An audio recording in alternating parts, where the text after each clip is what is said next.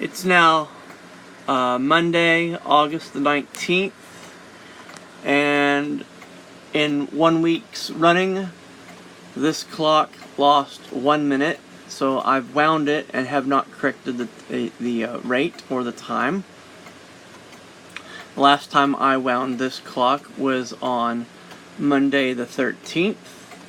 The last date that you saw the video here was on Tuesday the 6th, and I had wound this clock the day before that. I've wound and corrected the time on this clock. It lost 5 minutes over the course of a week. Our subject clock, the Gilbert long drop Octagon, I have corrected the time, but I have not wound it. We're going to see how long it will run before it stops. So it was last wound on Monday the 13th. So it's been running since Tuesday the 6th. It was wound on the 13th, and I have reset the time and I have adjusted the pendulum to make it a little longer. We'll see what the timing rate is now. But as you can see, if I open the bezel up here so you can look inside,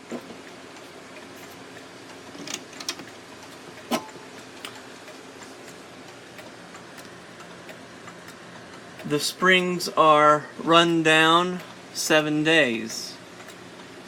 Now, conventional wisdom has it that these are 8-day clocks, which means they will run 7 days plus 1 extra day to allow for carelessness in the winding.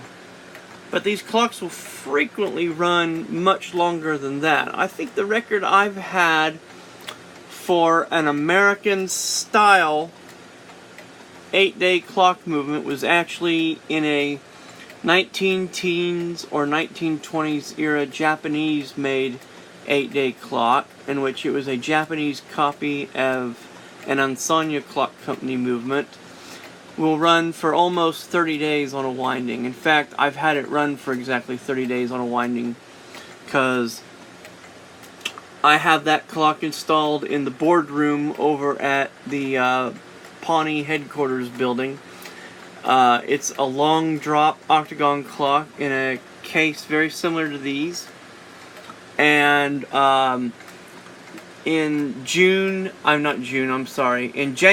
February, March, and April we have our meetings monthly. And I've wound that clock for the January meeting and come back for the February meeting, always on the second Sunday of the month, and the clock was still running after some 30 odd days. Actually, it'd be more like 28 days probably, but between 28 and 33 days, that clock will run, is what I've noticed. And it's an 8-day clock. It's a movement just like this. It's a Japanese copy of an Ansanya Clock Company movement, made probably in the 1920s from the way the movement looks and the way the case and the dial look. This Gilbert, though, the max I've had an actual American-made 8-day clock run has been, last time I actually kept track of one was 20 days. And then the second runner-up was 14. And I think the 20-day record goes to a New Haven kitchen clock. Now, I don't expect the timekeeping to be very good after 20 days of run, but it can happen. And my experience with some of these long pendulumed clocks such as this and my Sessions store regular clocks is not been very spectacular as far as run time, so I want to see what this one will do. So this is day 7. I'm not going to wind it. I've wound the other clocks on this wall that I'm running. We're not going to wind this clock. We're going to run it until it stops. And I will do a video. I'll keep track of the days from here on out. And I'll try to do one 10 days out so you can see what it looks like. But let's zoom in there and look at what it looks like.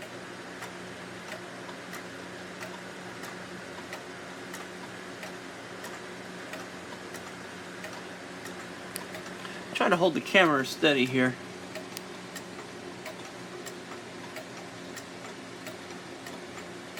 So there's some overswing there. Anyway, I'm gonna let this clock run. I'm still doing course regulation on it because obviously I don't have the dial back on. After the clock runs past its 8-day run time, the maximum amount, I'll take the clock back off the wall. I'll put the dial on and I'll try to do some much finer adjusting of the timekeeping. So this is not quite the end of the series yet. We're just sort of running the clock in now to see what it will do. So I want to run it till it stops on its own accord. So this is 7 days after being wound. And like I said, I've wound the neighbors here. I've wound the Ansonia short. In case you're wondering, this is a short drop. See how short the trunk is there where the pendulum goes?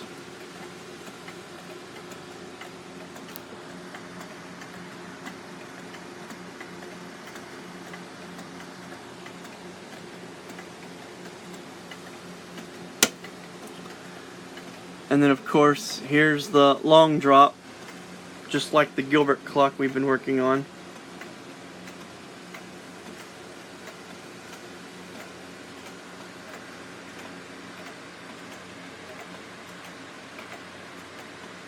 And as I stated in a previous video, this is not the correct pendulum or rod for this clock. I don't know what happened to them.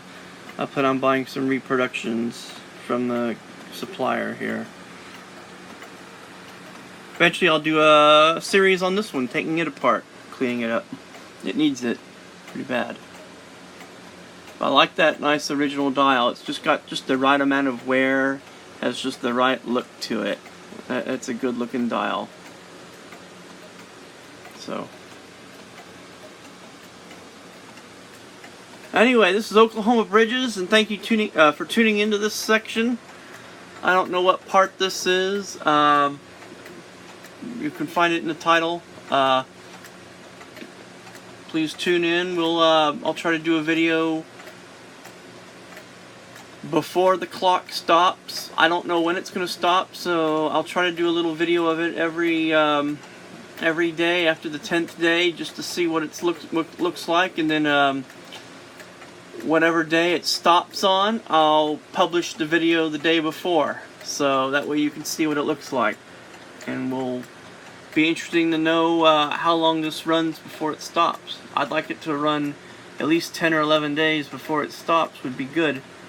Obviously the longer it runs, the better the condition of everything is. So thanks for watching.